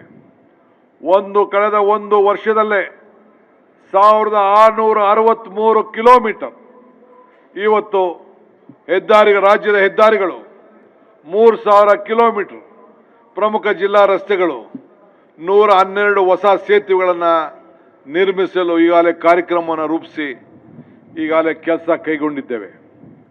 ಗ್ರಾಮಗಳು, ಪಟ್ಟಣಗಳು ಮತ್ತು ಮಾರುಕಟ್ಟೆಗಳು ಉತ್ತಮವಾಗಿ ಸಂಪರ್ಕಗೊಂಡಿದ್ದೇವೆ. ಇವತ್ತು ನಮ್ಮ ಸರ್ಕಾರ ಬಂದ ಮೇಲೆ 3 ವರ್ಷದಿಂದ ಪ್ರಗತಿ ಪಥ ಯೋಜನೆಯಡಿ 5,200 ಕೋಟಿ ರೂಪಾಯಿ ಹೂಡಿಕೆಯಿಂದ 7,100 ಕಿಲೋಮೀಟರ್ ಗ್ರಾಮೀಣ ರಸ್ತೆಯ ಮೇಲ್ದರ್ಜೆಗೆ ಏರಿಸಲು ಈಗಾಗಲೇ ಕಾರ್ಯಕ್ರಮವನ್ನು ಕೊಟ್ಟು ಆ ಯೋಜನೆಗಳು ಉತ್ತಮವಾಗಿ ಕೆಲಸ ನಡೀತಾ ಇದೆ. ಅದೇ ರೀತಿ ಕಲ್ಯಾಣ ಪಥ ಯೋಜನೆ ಕರ್ನಾಟಕದ 1,550 ಕಿಲೋಮೀಟರ್ ರಸ್ತೆಗಳನ್ನು ನಿರ್ಮಾಣವನ್ನು ನಾವು ಮಾಡ್ತಾ ಇದ್ದೇವೆ. ಕರ್ನಾಟಕ ಆರ್ಥಿಕತೆ ಎಂಜಿನ್ ಆಗಿದೆ ಎನ್ನುವುದು ಬೆಂಗಳೂರಿನಲ್ಲಿ 1,56,000 ಕೋಟಿ ರೂಪಾಯಿ ಮೊತ್ತದ ವಿವಿಧ ಕಾರ್ಯಕ್ರಮವನ್ನು ಬೆಂಗಳೂರು ನಗರದಲ್ಲೇ ಈಗಾಗಲೇ ಮಂಜೂರಾತಿಯನ್ನು ಮಾಡಿದ್ದೇವೆ. ಇದಕ್ಕೆ ಈಗಾಗಲೇ ನನ್ನ ಸಹೋದರ ಕೃಷ್ಣ ಬೈರೇಗೌಡರಿಗೆ ಈ ಕಾರ್ಯಕ್ರಮವನ್ನು ನಡೆಸಬೇಕು ಅಂತೇಳಿ ಆ ಜವಾಬ್ದಾರಿಯನ್ನು ಇವತ್ತು ನಾವು ನೀಡಿದ್ದೇವೆ. ಇಡೀ ವಿಶ್ವ ಬೆಂಗಳೂರನ್ನು ನೋಡ್ತಾ ಇದೆ. ಆ ದೃಷ್ಟಿಯಿಂದ ಬೆಂಗಳೂರಿಗೆ ನಾಗರಿಕರಿಗೆ 1.5 ಕೋಟಿ ಜನಸಂಖ್ಯೆ ಇರುವಂಥ ಈ ನಾಗರಿಕೆ ಉತ್ತಮವಾದಂಥ ಸೌಲಭ್ಯವನ್ನು ಕೊಡಬೇಕು ಅಂಥೇಳಿ ಇವತ್ತು ಈ ಕಾರ್ಯಕ್ರಮಗಳನ್ನು ನಾವು ರೂಪಿಸಿದ್ದೇವೆ. 3ನೇ ಹಂತ ಮೆಟ್ರೋ ಪೂರ್ಣಗೊಂಡಂಥ ಬಳಿಕ ಈ ಮೆಟ್ರೋ ಮಾರ್ಗದಲ್ಲಿ 220 ಕಿಲೋಮೀಟರ್ ವಿಸ್ತರಣೆ ಆಗಲಿದೆ. ನಮ್ಮ ಮೆಟ್ರೋ ಇಡೀ ಭಾರತ ದೇಶದಲ್ಲಿ 2ನೇ ಮೆಟ್ರೋ ಆಗಿರೋದು ನಮ್ಮೆಲ್ಲರೂ ಕೂಡ ದೊಡ್ಡ ಹೆಮ್ಮೆ ಆಗಿದೆ. ಇವತ್ತು 55,000 ಕೋಟಿ ರೂಪಾಯಿ ವೆಚ್ಚದಲ್ಲಿ ನಗರ ಪ್ರಮುಖ ರಸ್ತೆಗಳನ್ನು ಅಭಿವೃದ್ಧಿಪಡಿಸಲು ಕಾರ್ಯಕ್ರಮಗಳನ್ನು ಈಗಾಗಲೇ ನಾವು ಆರಂಭವನ್ನು ನಾವು ಮಾಡಿದ್ದೇವೆ. ಬಂಧುಗಳೇ, 2 ದಶಕಗಳಿಂದ ನಿಂತಿದ್ದಂಥ ಪೆರಿಫೆರಲ್ ರಸ್ತೆ ಇಂದಿನ ಅನೇಕ ನಾಯಕರುಗಳು ತೀರ್ಮಾನ ಮಾಡಿದ್ರು. ಅದಕ್ಕೆ ಹೊಸ ರೂಪವನ್ನು ಕೊಟ್ಟು ಬೆಂಗಳೂರು ಬಿಸ್ನೆಸ್ ಕಾರಿಡಾರ್ ಎಂಬ ಹೊಸ ಹೆಸರನ್ನು ಕೊಟ್ಟು ಹೊಸ ಸ್ವರೂಪದಲ್ಲಿ 117 ಕಿಲೋಮೀಟರ್ ಬೆಂಗಳೂರಿನ ರಸ್ತೆಗಳಲ್ಲಿ ಇವತ್ತು ನಾವು ಏನು ಟ್ರಾಫಿಕ್ ದಟ್ಟಣೆಯನ್ನು ನಿಲ್ಲಿಸಬೇಕು ಅಂತೇಳಿ 26,000 ಕೋಟಿ ರೂಪಾಯಿಯನ್ನು ವೆಚ್ಚದಲ್ಲಿ ನಿರ್ಮಾಣ ಮಾಡಬೇಕು ಅಂತೇಳಿ ಇವತ್ತು ಆ ಕಾರ್ಯಕ್ರಮವನ್ನು ಈಗಾಗಲೇ ನಾನು ಚಾಲನೆ ಕೊಟ್ಟಿದ್ದೇನೆ. ಇದಲ್ಲದೆ ಬೆಂಗಳೂರು ಬಿಸ್ನೆಸ್ ಕಾರಿಡಾರ್ ಅಡಿಯಲ್ಲಿ ಎಲೆಕ್ಟ್ರಾನಿಕ್ ಸಿಟಿಯಿಂದ ಈಗಾಗಲೇ ಮೈಸೂರು ರಸ್ತೆ ಮುಖಾಂತರ ತುಮಕೂರು ರಸ್ತೆಗೆ ತಲುಪಲು 68 ಕಿಲೋಮೀಟರನ್ನು 12 ಪಥ ರಿಂಗ್ ರಸ್ತೆಯನ್ನು ನಿರ್ಮಾಣವನ್ನು ಮಾಡಲು ಈ ಕಾರ್ಯಕ್ರಮವನ್ನು ಈಗಾಗಲೇ ತೆಗೆದುಕೊಂಡಿದ್ದೇವೆ. ಇದು ನೆಲಮಂಗಲ ಬಳಿ ಇರುವಂಥ ತುಮಕೂರು ರಸ್ತೆಗೆ ಜೋಡಿಸುವಂಥ ಈ 44 ಕಿಲೋಮೀಟರ್ ಬೆಂಗಳೂರು ಬಿಸ್ನೆಸ್ ಕಾರಿಡಾರ್ ರಸ್ತೆ ಸೇರಲಿದೆ ಎಂಬುದನ್ನು ತಿಳಿದುಕೊಳ್ಳಿಕ್ಕೆ ನನಗೆ ಬಹಳ ಸಂತೋಷ ಆಗ್ತದೆ. ಈಗಾಗಲೇ ಅಧಿಸೂಚನೆ ಕೂಡ ನಾನೀಗಾಗಲೇ ಹೊರಡಿಸಿದ್ದೇನೆ. ಈ ಯೋಜನೆಯಿಂದ ಭೂಮಿಗೆ ಕೊಟ್ಟಂಥ ನನ್ನ ರೈತರಿಗೆ, ಭೂಮಿ ಮಾಲೀಕರಿಗೆ ಇಡೀ ದೇಶದಲ್ಲೇ ನನಗೆ ಬಹಳ ಸಂತೋಷ ಆಗ್ತದೆ. ಇಡೀ ದೇಶದಲ್ಲೇ ಒಂದು ಮಾದರಿಯಾದಂಥ ಪರಿಹಾರವನ್ನು ಆ ರೈತರಿಗೋಸ್ಕರ ಕೊಟ್ಟಿದ್ದೇವೆ. ಹೊಸ ಪ್ಯಾಕೇಜನ್ನು ನಿರ್ಮಾಣ ಮಾಡಿದ್ದೇವೆ. ನಗರದ ನಗದು ಪರಿಹಾರ ಈಗ ಇವತ್ತಿನ ಬೆಲೆಗೆ ಅನುಗುಣವಾಗಿ ಅವ್ರಿಗೆ ಆ ಬೆಲೆಗಿನ್ನ 2ರಷ್ಟು ಹಣವನ್ನು ಕೊಟ್ಟು, ಜೊತೆಗೆ TDR ಅಭಿವೃದ್ಧಿಪಡಿಸಲು ಅವಕಾಶವನ್ನು ಮಾಡಿಕೊಟ್ಟು, ನಿವೇಶನ ಪಡೆದಂಥ ನಮ್ಮ ನಿವೇಶನ ಕಳ್ಕೊಂಡ ನಿವೇಶನ ಕೂಡ ಅವರಿಗೆ ಅವಕಾಶವನ್ನು ಮಾಡಿಕೊಟ್ಟು, ಜೊತೆಗೆ ವಾಣಿಜ್ಯ ನಿವೇಶನ ಕೂಡ ಅವರಿಗೆ ಕೊಟ್ಟು, ಅದರ ಜೊತೆಯಲ್ಲಿ FIR ಅನ್ನು ಕೂಡ ಸೌಲಭ್ಯವನ್ನು ಭೂ ಮಾಲೀಕರಿಗೆ ಕೊಡಲು ಒಂದು ದೃಢವಾದಂಥ ನಿರ್ಧಾರವನ್ನು ಸಿದ್ದರಾಮಯ್ಯನವರ ಸಂಪುಟದಲ್ಲಿ ನಾವು ಕೈಗೊಂಡಿದ್ದೇವೆ. ನನಗೆ ಬಹಳ ಹೆಮ್ಮೆ ಆಗ್ತದೆ. ಇನ್ನು ಮುಂದಿನ 2 ವರ್ಷದಲ್ಲಿ ಆ ಯೋಜನೆಗೆ ಒಂದು ಹೊಸ ರೂಪ ಬಂದು ನೀವೆಲ್ಲ ಆ ಯೋಜನೆಯ ರಸ್ತೆಯಲ್ಲಿ ಓಡಾಡಲು ಖಂಡಿತ ಅವಕಾಶ ಸಿಗ್ತದೆ. ಬೆಂಗಳೂರು ಜನರಿಗೆ ಉತ್ತಮವಾದಂಥ ಆಡಳಿತವನ್ನು, ಸುರಕ್ಷತೆಯನ್ನು ನೀಡಲು ಐತಿಹಾಸಿಕ ಹೆಜ್ಜೆಯಾಗಿ ಬೆಂಗಳೂರು ಗ್ರೇಟರ್ ಪ್ರಾಧಿಕಾರ ಹಾಗೂ 5 ಮಹಾನಗರ ಪಾಲಿಕೆಯನ್ನು ಈಗಾಗಲೇ ನಾವು ರಚಿಸಿದ್ದೇವೆ. ಆಡಳಿತದಲ್ಲಿ ಜನರ ಮನೆ ಬಾಗಿಲಿಗೆ ಕೊಂಡೊಯ್ಯುವ ಈ ಮಹತ್ವವಾದಂಥ ಕೆಲಸವನ್ನು ಯಶಸ್ವಿಯಾಗಿ ಪೂರ್ಣಗೊಂಡಿದ್ದೇವೆ. ಬೆಂಗಳೂರು ಜನಸಂಖ್ಯೆ ತಮಗೆ ಗೊತ್ತಿದೆ. ಈಗ ಮತ್ತೊಂದು ಮಹತ್ವವಾದಂಥ ಹೆಜ್ಜೆಯನ್ನು ಕೊಂಡಿದ್ದೇವೆ. ಬೆಂಗಳೂರು ಪೊಲೀಸ್ ಕಮಿಷನರೇಟ್ ಪ್ರಾರಂಭ ಆದಾಗ ಬರೀ ಕೇವಲ 10 ಲಕ್ಷ ಜನಸಂಖ್ಯೆಗೆ ಕಮಿಷನರೇಟ್ ಪ್ರಾರಂಭ ಆಗಿತ್ತು. ಈಗ ಅದನ್ನು ವಿಂಗಡಿಸಿ ಅಗತ್ಯ ಇರುವ ಕಡೆ ಹೊಸ ಪೊಲೀಸ್ ಠಾಣೆಗಳನ್ನು ಸ್ಥಾಪಿಸಿ ಇದರಿಂದ ಕಾನೂನು ಮತ್ತು ಸುವ್ಯವಸ್ಥೆಯನ್ನು ಇನ್ನಷ್ಟು ಉತ್ತಮವಾಗಿ ನೋಡಿಕೊಳ್ಳಲು ಇವತ್ತು ಸಾಧ್ಯವಾಗಲಿಕ್ಕೆ ಕಾರ್ಯಕ್ರಮವನ್ನು ಈಗಾಗಲೇ ನಾವು ರೂಪಿಸಿದ್ದೇವೆ. ಬೆಂಗಳೂರು ಟ್ರಾಫಿಕ್ ಸಮಸ್ಯೆಗೆ ಪರಿಹಾರವನ್ನು ಕ್ರಮ ಕೈಗೊಳ್ಳಲು ಈಗಾಗಲೇ ಬೆಂಗಳೂರು ಗ್ರೇಟರ್ ಬೆಂಗಳೂರು ಪ್ರಾಧಿಕಾರ ಮತ್ತು ಸಂಚಾರ ಪೊಲೀಸ್ ವ್ಯವಸ್ಥೆಯನ್ನು ನಡೆಸಲು ಉತ್ತಮವಾದಂಥ ಹೊಂದಿಕೆಯಿಂದ ಕೆಲಸ ಮಾಡಲು ಈಗಾಗಲೇ ಕಾರ್ಯಕ್ರಮವನ್ನು ನಾವು ರೂಪಿಸಿದ್ದೇವೆ. ಈಗಾಗಲೇ ಬೆಂಗಳೂರು ಜನತೆಗೆ ಭಯಮುಕ್ತವಾದಂಥ ವಾತಾವರಣ, ಬೆಂಗಳೂರು ನಾಗರಿಕೆ ಭಯಮುಕ್ತವಾದಂಥ ವಾತಾವರಣ, ಅದಕ್ಕೋಸ್ಕರ ಅದನ್ನು ನಿರ್ಮಾಣವನ್ನು ಮಾಡಬೇಕು ಅಂತೇಳಿ ಆಂಟಿ ರೌಡಿ ಸ್ಕ್ವಾಡ್ ರಚಿಸಲು ಈಗಾಗಲೇ ತೀರ್ಮಾನವನ್ನು ನಾವು ಮಾಡಿದ್ದೇವೆ. ಇಡೀ ವಿಶ್ವದ ಜನತೆ, ಹೆಣ್ಣು ಮಕ್ಕಳು ಯಾರೇ ಆಗಲಿ ಮಧ್ಯರಾತ್ರಿವರೆಗೂ ಸುರಕ್ಷಿತವಾಗಿ ಓಡಾಡಲು ಇಂಥ ಒಂದು ಬಲಿಷ್ಠವಾದಂಥ ಕಾರ್ಯಕ್ರಮವನ್ನು ರೂಪಿಸಿದ್ದೇನೆ. ಈಗಾಗಲೇ ಬೆಂಗಳೂರು ಸಂಚಾರ ದಟ್ಟಿಯಿಂದ ಉಂಟಾಗಿರುವಂಥ ಪರಿಸರ ಮೇಲೆ ಮಾಲಿನ್ಯ ಮತ್ತು ಕಡಿಮೆ ಮಾಡಲು ಲಾಲ್ಬಾಗ್ನಂಥ 5 ಟ್ರೀ ಪಾರ್ಕ್, ಹೊಸ ಟ್ರೀ ಪಾರ್ಕ್, ನಮ್ಮ ಕಬ್ಬನ್ ಪಾರ್ಕ್ ಮತ್ತು ಲಾಲ್ಬಾಗ್ ಥರ ಇರುವಂಥ ಇನ್ನು ಹೊಸ 5 ಪಾರ್ಕ್ಗಳನ್ನು ನಿರ್ಮಾಣವನ್ನು ಮಾಡಲಿಕ್ಕೆ ಈಗಾಗಲೇ ನಾನು ಮತ್ತು ನಮ್ಮ ಅರಣ್ಯ ಇಲಾಖೆಯವರು ಜೊತೆಯಲ್ಲಿ ಚರ್ಚೆ ಮಾಡಿ ಇವತ್ತು ನಾವು ತೀರ್ಮಾನವನ್ನು ನಾವು ಮಾಡಿದ್ದೇವೆ. ಇವುಗಳಲ್ಲಿ ತುರಳ್ಳಿ ಅರಣ್ಯ ಪ್ರದೇಶ, ತೊಟ್ಟಿಕಲ್ಲು ಫಾಲ್ಸ್, ನೆಟ್ಟಿಗೆರೆ, BM ಕಾವಲು ಅರಣ್ಯ ಪ್ರದೇಶ ಮತ್ತು ಬಸವಾಂತರ ಮತ್ತು ಮಂಡೂರು ಜ್ಯೋತಿಪುರ ಇಲ್ಲಿ ನಾವು ನಿರ್ಮಿಸಲು ಈಗಾಗಲೇ ಕಾರ್ಯಕ್ರಮವನ್ನು ರೂಪಿಸಿ ಈಗಾಗಲೇ ಗುರುತನ್ನು ನಾವು ಮಾಡಿದ್ದೇವೆ. ಇದರ ಜೊತೆಯಲ್ಲಿ ಬೆಂಗಳೂರು ನಗರದ ಅಂತರ್ಜಲವನ್ನು ಹೆಚ್ಚಿಸಬೇಕು, ಕುಡಿಯ ನೀರಿಗೆ ಭದ್ರತೆಯನ್ನು ಹೆಚ್ಚಿಸಬೇಕು. ಅದಕ್ಕೋಸ್ಕರ 7 ಕೆರೆಗಳನ್ನು ಅಭಿವೃದ್ಧಿ ಮಾಡಬೇಕು ಅಂತೇಳಿ ಈಗಾಗಲೇ ತೀರ್ಮಾನವನ್ನು ನಾವು ಮಾಡಿದ್ದೇವೆ. ಅದಕ್ಕೋಸ್ಕರ ನಮ್ಮಲ್ಲಿ ಇದ್ದಂಥ ಹೆಸರುಘಟ್ಟ ಕೆರೆ, ಬೆಟ್ಟದ ಕೋಟೆಯ ಕೆರೆ, ಹೊಸಕೋಟೆ ಕೆರೆ ಅತಿ ದೊಡ್ಡ ಕೆರೆ, ಯಲ್ಲಪ್ಪರ ಶೆಟ್ಟಿಯ ಕೆರೆ, ಬನ್ನೇರುಘಟ್ಟದ ಕೆರೆ, ಬಾಗ್ಲೂರು ಬೈರಮಂಗಲದ ಕೆರೆಗಳಿಗೆ ಹೊಸ ರೂಪವನ್ನು ಕೊಟ್ಟು ಪರಿಶುದ್ಧವಾದ ನೀರನ್ನು ಅಲ್ಲಿ ಇಟ್ಟು ಅಂತರ್ಜಲವನ್ನು ಹೆಚ್ಚಿಸಿ ಮುಂದಿನ ಬೆಂಗಳೂರಿಗೆ ಇದೊಂದು ಆಸ್ತಿಯಾಗಿ ಮಾಡಲು ಒಂದು ಪ್ರಯತ್ನವನ್ನು ಮಾಡ್ತಾ ಇದ್ದೇವೆ. ಬೆಂಗಳೂರಿನ ಫುಟ್ಬಾಲ್ ಸ್ನೇಹಿ ಮತ್ತು ಕಸಮುಕ್ತ ನಗರವನ್ನು ಮಾಡಲು ಈಗಾಗಲೇ ಸರ್ಕಾರ ಅನೇಕ ಕಾರ್ಯಕ್ರಮವನ್ನು ಹಾಕ್ಕೊಂಡಿದೆ. ಈಗಾಗಲೇ ಕೆಲಸ ಮಾಡ್ತಿದ್ದಾರೆ. ನಿತ್ಯವಾಗಿ ತಾವೆಲ್ಲ ಮಾಧ್ಯಮದಲ್ಲಿ ತಾವೆಲ್ಲ ಗಮನಿಸ್ತಾ ಇದ್ದೀರಿ. ಆದರೆ ಯಾರು ಕೂಡ ಪಾದಚಾರಿಗಳಿಗೆ ತೊಂದರೆ ಆಗಬಾರ್ದು. ಬದಿ ವ್ಯಾಪಾರ, ರಸ್ತೆ ಬದಿ ವ್ಯಾಪಾರ ಕೂಡ ಪ್ರತ್ಯೇಕವಾದಂಥ ವ್ಯವಸ್ಥೆ ಮಾಡಲು ಈಗಾಗಲೇ ಕಾರ್ಯಕ್ರಮ ಕೂಡ ನಾವು ರೂಪಿಸಿದ್ದೇವೆ.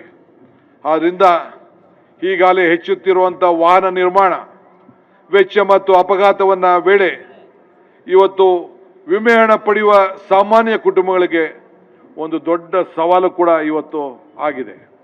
ಆದ್ದರಿಂದ ಇವತ್ತು ನಾವು ಕರ್ನಾಟಕ ರಾಜ್ಯದ ಒಂದು ಹೊಸ ಕಾರ್ಯಕ್ರಮವನ್ನು ನಮ್ಮ ಜನರಿಗೆ ವಾಹನವನ್ನು ಯಾರ್ಯಾರು ಇಟ್ಕೊಂಡಿದ್ದೀರಿ ಅವ್ರಿಗೊಂದು ವಿಮೆಯನ್ನು ಕರ್ನಾಟಕ ರಾಜ್ಯದಲ್ಲಿ ಸರ್ಕಾರ ಸಂಬಂಧಿಸಿದಂತೆ ಒಂದು ಹೊಸ ವಿಮೆ ಸೇವೆಯನ್ನು ನೀಡಲು ಕರ್ನಾಟಕ ರಾಜ್ಯದ ಮೋಟಾರ್ ವಾಹನಗಳ ವಿಮೆ ಸಂಸ್ಥೆಯನ್ನು ಸ್ಥಾಪನೆ ಮಾಡಲು ಈಗಾಗಲೇ ಪ್ರಾರಂಭವನ್ನು ಮಾಡಿದ್ದೇವೆ. ಬೇರೆಗೆ ಖಾಸಗಿಯವ್ರ ಜೊತೆಯಲ್ಲಿ ನಾವು ಈಗಾಗಲೇ ಕಾಂಪಿಟೇಷನ್ಗೆ ಕೂಡ ನಾವು ಸಿದ್ಧ ಆಗಿದ್ದೇವೆ. ನಮ್ಮ ರಾಜ್ಯದ ತೆರಿಗೆ, ನಮ್ಮ ರಾಜ್ಯದಲ್ಲಿ ಇನ್ಶೂರೆನ್ಸ್ ನಮ್ಮ ರಾಜ್ಯದ ಜನತೆಯ ಪಾಲಾಗಬೇಕು ಅನ್ನೋದು ನಮ್ಮ ಆಸೆ. ಹೂಡಿಕೆ ಮತ್ತು ಕೈಗಾರಿಕೆಯಲ್ಲಿ ಕರ್ನಾಟಕ ಮುಂಚೂಣಿಯಲ್ಲಿದೆ. ಇಡೀ ಕರ್ನಾಟಕ ಒಂದು ಭಾರತದ ಆರ್ಥಿಕ ಬದಲಾವಣೆಯ ನಾಯಕತ್ವವನ್ನು ಕಳೆದ 3 ವರ್ಷದಲ್ಲಿ ಈಗಾಗಲೇ ತಾವು ಗಮನಿಸ್ತಾ ಇದ್ದೀವಿ. ವಿಶ್ವ ನಮ್ಮ ಭಾರತವನ್ನು ನೋಡ್ತಾ ಇದೆ. ಅದು ಬೆಂಗಳೂರು ಮುಖಾಂತರ, ಕರ್ನಾಟಕದ ಮುಖಾಂತರ ಭಾರತವನ್ನು ನೋಡ್ತಾ ಇದೆ. 134 ಲಕ್ಷ ಕೋಟಿಗಳು ಅಧಿಕ ಮೊತ್ತದ 945 ಹೂಡಿಕೆ ಪ್ರಸ್ತಾವನೆಯನ್ನು ಈಗಾಗಲೇ ಅನುಮೋದನೆಯನ್ನು ಕೂಡ ನಾವು ನೀಡಿದ್ದೇವೆ. ಕಳೆದ 1 ವರ್ಷದಲ್ಲಿ 112 ಲಕ್ಷ ಕೋಟಿ ವಿದೇಶಿ ನೇರ ಬಂಡವಾಳ FDI ಫಾರಿನ್ ಡೈರೆಕ್ಟ್ ಇನ್ವೆಸ್ಟ್ಮೆಂಟ್ ಆಕರ್ಷಿಸಿದ್ದೇವೆ. ರಾಜ್ಯದ ಜನರಿಗೆ 6ನೇ ಗ್ಯಾರಂಟಿಯಾಗಿ ಆಸ್ತಿ ಮಾಲೀಕತ್ವದ ಗೊಂದಲದಿಂದ ಮುಕ್ತಗೊಳ್ಳಲು ಭೂ ಗ್ಯಾರಂಟಿಯನ್ನು ಆರಂಭಿಸಿದ್ದೇವೆ. ಈಗಾಗಲೇ ಬೆಂಗಳೂರು ನಗರದಲ್ಲಿ 26 ಲಕ್ಷ ಆಸ್ತಿ ಮಾಲೀಕರಿಗೆ ನೇರವಾಗಿ ಅವರ ಈ ಖಾತೆಯನ್ನು ಡಿಜಿಟಲ್ ರೂಪದಲ್ಲಿ ಕೊಡಲು ಈಗಾಗಲೇ ಮಾರ್ಗದರ್ಶನ ಕೊಟ್ಟು ಈಗಾಗಲೇ ತಮ್ಮ ಮನೆ ಬಾಗಿಲಿಗೆ ತಲುಪಿಸುವಂಥ ವ್ಯವಸ್ಥೆಯನ್ನು ನಾವು ಮಾಡಿದ್ದೇವೆ. ಇದಲ್ಲದೆ ಎಲ್ಲ ನಮ್ಮ ಗ್ರಾಮೀಣ ಪ್ರದೇಶದ ಜನರಿಗೂ ಕೂಡ ಈ ನಮ್ಮ ಕಾರ್ಯಕ್ರಮದ ಗುರಿಯನ್ನು ಇಟ್ಕೊಂಡು ಇವತ್ತು ಈಗಾಗಲೇ ಕೃಷ್ಣ ಬೈರೇಗೌಡರು ನಮ್ಮ ರೆವಿನ್ಯೂ ಮಿನಿಸ್ಟರ್ ಆಗಿದ್ದಂಥ ಸಂದರ್ಭದಲ್ಲಿ ಅವರು ಮತ್ತು ಪಂಚಾಯತ್ ರಾಜ್ ಇಲಾಖೆ ಇಬ್ಬರು ಸೇರಿ 101 ಕೋಟಿ 11 ಲಕ್ಷ ಜನರಿಗೆ ಆ ಖಾತೆಯ ವ್ಯವಸ್ಥೆಯನ್ನು ಮಾಡಿ ಅವರ ಮನೆ ಬಾಗಿಲಿಗೆ ಆ ದಾಖಲೆಗಳನ್ನು ಒದಗಿಸಿಕೊಳ್ಳಲು ಈಗಾಗಲೇ ಕಾರ್ಯಕ್ರಮವನ್ನು ರೂಪಿಸಿರುವುದು ತಮಗೆಲ್ಲ ತಿಳಿದಂಥ ವಿಚಾರ. ನಮಗೆ ಅತಿ ಹೆಚ್ಚು ಹೆಮ್ಮೆ ತಂದಿದೆ. ಈ ಭೂಮಿ ಗ್ಯಾರಂಟಿ ನಮ್ಮ 6ನೇ ಗ್ಯಾರಂಟಿ. ಇವತ್ತು ಡಿಜಿಟಲ್ ರೂಪಕ್ಕೆ ಇದನ್ನು ನಾವು ತಂದಿದ್ದೇವೆ.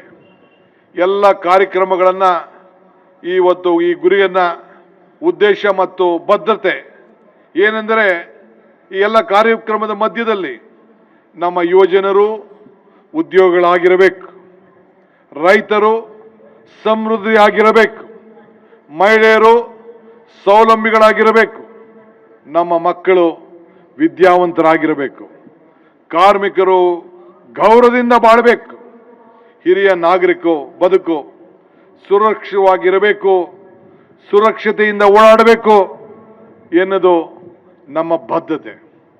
ಈಗಾಗಲೇ ಮಾಡಿರೋ ಕೆಲಸಗಳಿಂದ ನಾನು ಮತ್ತು ನಮ್ಮ ಸರ್ಕಾರ ಬಹಳ ತೃಪ್ತಿ ಆಗಿಲ್ಲ.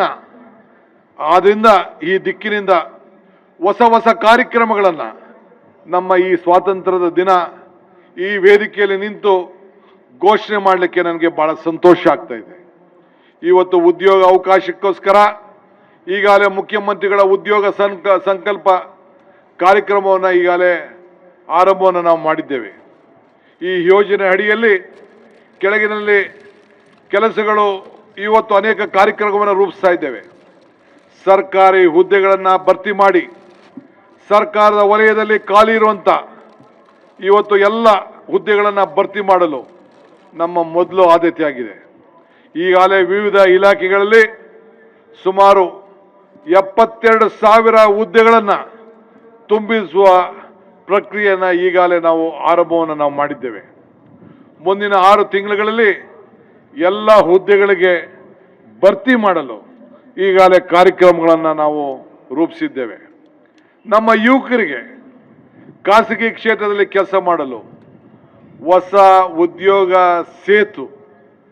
ಸೇತುವೆ ಉದ್ಯೋಗ ಬೇಕಾದವರು ಮತ್ತು ಉದ್ಯೋಗವನ್ನು ಪಡ್ಕೊಳ್ಳೋರು, ಉದ್ಯೋಗವನ್ನು ಖಾಸಗಿಯವರಿಗೆ ಒಂದು ಉದ್ಯೋಗ ಸೇತು ಎಂಬ ಹೊಸ ಯೋಜನೆಯನ್ನು ಆರಂಭಿಸಿದ್ದೇವೆ.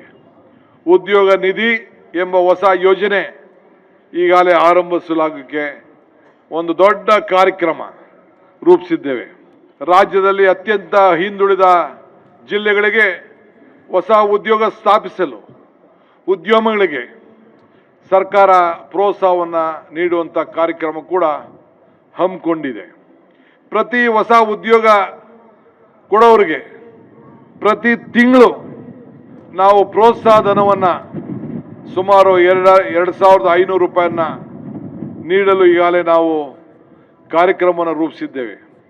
ಈ ಸೌಲಭ್ಯ ಮುಂದಿನ 2 ವರ್ಷವರೆಗೂ ಕೂಡ ಯಾರು ಉದ್ಯೋಗವನ್ನು ಸೃಷ್ಟಿ ಮಾಡ್ತೀರಿ ಆ ಎಲ್ಲ ಉದ್ಯಮಗಳಿಗೆ ಈ ಅವಕಾಶವನ್ನು ನಾವು ಕಲ್ಪಿಸ್ಕೊಡ್ತೇವೆ. ಇದರಿಂದ 1 ಲಕ್ಷ ಉದ್ಯೋಗಗಳಿಗೆ ಅನುಕೂಲ ಆಗ್ತದೆ.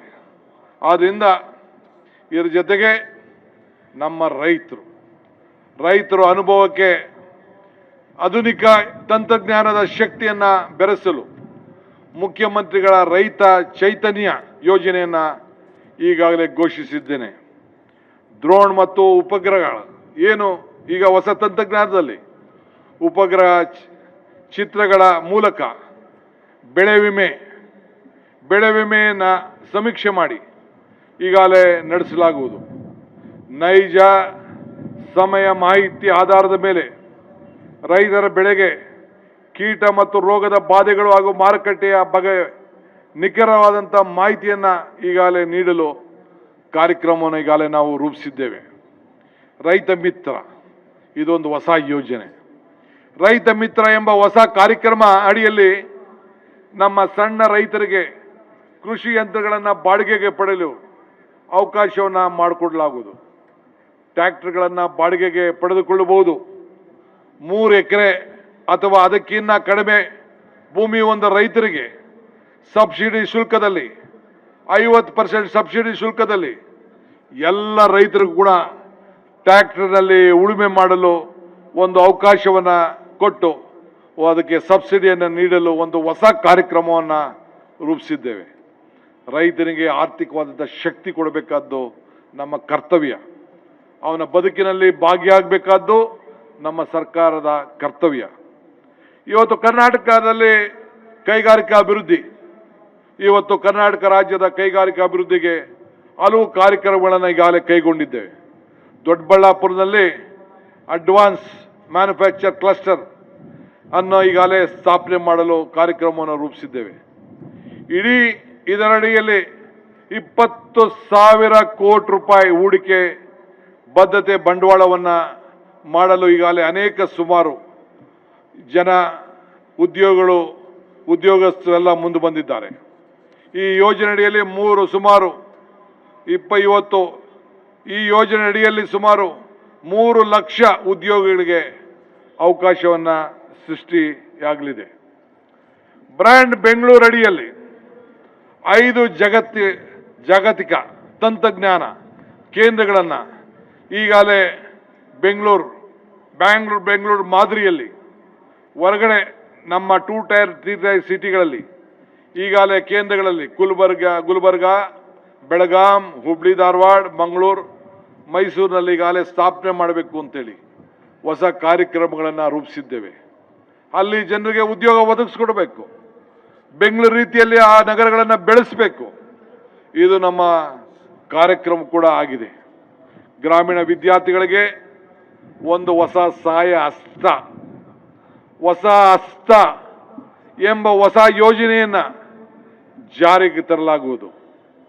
1ರಿಂದ 10ನೇ ತರಗತಿಯನ್ನು ಪಡೆದಂಥ ಗ್ರಾಮೀಣ ಸರ್ಕಾರಿ ಶಾಲೆಗಳಲ್ಲಿ, ನಮ್ಮ ಗ್ರಾಮೀಣ ಪ್ರದೇಶದ ಸರ್ಕಾರಿ ಶಾಲೆಯಲ್ಲಿ ವಿದ್ಯಾಭ್ಯಾಸವನ್ನು ಮಾಡ್ತಿರುವಂಥ ವಿದ್ಯಾರ್ಥಿಗಳಿಗೆ ಈಗಾಗಲೇ ಪ್ರತಿ ವೃತ್ತಿಪರ ಕೋರ್ಸ್ಗಳಿಗೆ ಪ್ರವೇಶದಲ್ಲಿ 15% ಕೊಡ್ತಾ ಇದ್ದೇವೆ. ಆದರೆ ನಾವು ಗ್ರಾಮೀಣ ಶಾಲೆಗಳಲ್ಲಿ ಅಂದರೆ ಗೌರ್ಮೆಂಟ್ ಶಾಲೆಗಳಲ್ಲಿ ಯಾರ್ಯಾರು ವಿದ್ಯಾಭ್ಯಾಸವನ್ನು ಮಾಡ್ತಾ ಇದ್ದಾರೆ ಅದರಲ್ಲಿ 7.5% ಮೀಸಲಾತಿಯನ್ನು ನೀಡಲು ಈಗಾಗಲೇ ಸರ್ಕಾರ ತೀರ್ಮಾನವನ್ನು ಮಾಡಿದೆ. ಇದರ ಮೂಲಕ ನಮ್ಮ ಸರ್ಕಾರಿ ಶಾಲೆಯಲ್ಲಿ ಓದುವಂಥ ನಮ್ಮ ಮಕ್ಕಳು ವೈದ್ಯಕೀಯ, ಇಂಜಿನಿಯರ್ ಸೇರಿದಂತೆ ಅನೇಕ ಗುಣಮಟ್ಟ ವೃತ್ತಿಪರ ಉನ್ನತ ಶಿಕ್ಷಣಕ್ಕೆ ಬಾಗಿಲನ್ನು ನಾವೀಗಾಗಲೇ ತೆರೆದಿದ್ದೇವೆ. ಇದು ಒಂದು ನಮ್ಮ ಸರ್ಕಾರಿ ಶಾಲೆಗಳಲ್ಲಿ ಓದ್ತಿರುವಂಥ ಗ್ರಾಮೀಣ ಮಕ್ಕಳಿಗೆ ಒಂದು ಸುವರ್ಣವಾದಂಥ ಅವಕಾಶ. ರಾಜ್ಯದ ಪ್ರತಿಯೊಂದು ಪಟ್ಟಣ ನಗರಗಳಿಗೆ ರಿಂಗ್ ರೋಡನ್ನು ಹಾಗೂ ಮೂಲ ಮೊಬಿಲಿಟಿ ಗ್ರಿಡ್ ಅನ್ನು ನಗರ ಯೋಜನೆಗಳ ಮೂಲಕ ಜಾರಿಗೆ ತರಲು ಒಂದು ಹೊಸ ಕಾರ್ಯಕ್ರಮವನ್ನು ರೂಪಿಸಿದ್ದೇವೆ. ಟ್ರಾಫಿಕ್ ಜಾಮ್ ಟೌನ್ಗಳಲ್ಲಿ ಆಗ್ತಾ ಇದೆ, ಅದನ್ನು ತಪ್ಪಿಸಬೇಕು ಅಂತೇಳಿ ಇಡೀ ರಾಜ್ಯದ ಎಲ್ಲ ಟೌನು ಮತ್ತು ನಗರಗಳಿಗೆ ಒಂದು ರಿಂಗ್ ರೋಡ್ ಸ್ಥಾಪನೆ ಮಾಡಲು ಆ ಗ್ರಿಡ್ಡನ್ನು ಈಗಾಗಲೇ ನಾವು ರೂಪಿಸ್ತಾ ಇದ್ದೇವೆ. ಇದನ್ನು ನಾವು ಕೇಂದ್ರ ಸರ್ಕಾರ ಕೂಡ ನಮ್ಮ ಚಿಂತನೆಗೆ ಅಭಿನಂದನೆಯನ್ನು ಸಲ್ಲಿಸಿದೆ. ನನ್ನ ಮಹತ್ವಾಕಾಂಕ್ಷದ ಈ ಅಭಿವೃದ್ಧಿಯ ತೇರನ್ನು ಹೇಳಿಲ್ಲ. ಇವತ್ತು ಕೇವಲ ನನ್ನ 2 ಕೈಗಳು ಸಾಲದು, ಕನ್ನಡ ಕೋಟಿ ಕೈಗಳು ನನ್ನ ಜೊತೆ ಕೈ ಜೋಡಿಸ್ಬೇಕು. ನೀವೆಲ್ಲ ಸೇರಿ ಈ 7 ಕೋಟಿ ಜನತೆ ಈ ರಾಜ್ಯದಲ್ಲಿರೋರೆಲ್ಲ ಕಡೆ ಸೇರಿ ಕೈ ಜೋಡಿಸಿದಾಗ ಮಾತ್ರ ಇದು ಸಾಧ್ಯ. ಬನ್ನಿ, ಅಭಿವೃದ್ಧಿಯ ತೇರನ್ನ ಒಟ್ಟಾಗಿ ಎಳೆಯೋಣ.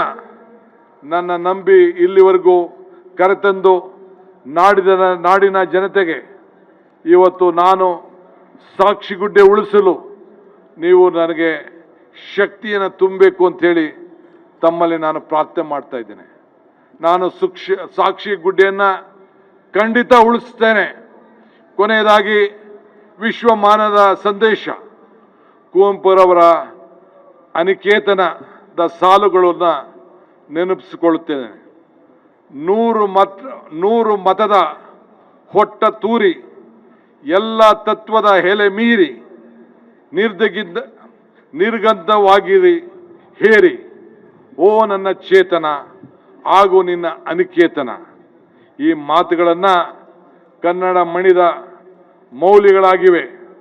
ಈ ಮೌಲ್ಯಗಳನ್ನು ನಮ್ಮ ನಿತ್ಯದ ಬದುಕಿನಲ್ಲಿ ನಾವೆಲ್ಲರೂ ಕೂಡ ಪಾಲಿಸೋಣ. ಮಾನವನ ಧರ್ಮಕ್ಕೆ ಜಯವಾಗಲಿ. ಜೈ ಹಿಂದ್, ಜೈ ಕರ್ನಾಟಕ, ಜೈ ಭಾರತ್. ಎಲ್ಲರಿಗೂ ನಮಸ್ಕಾರ.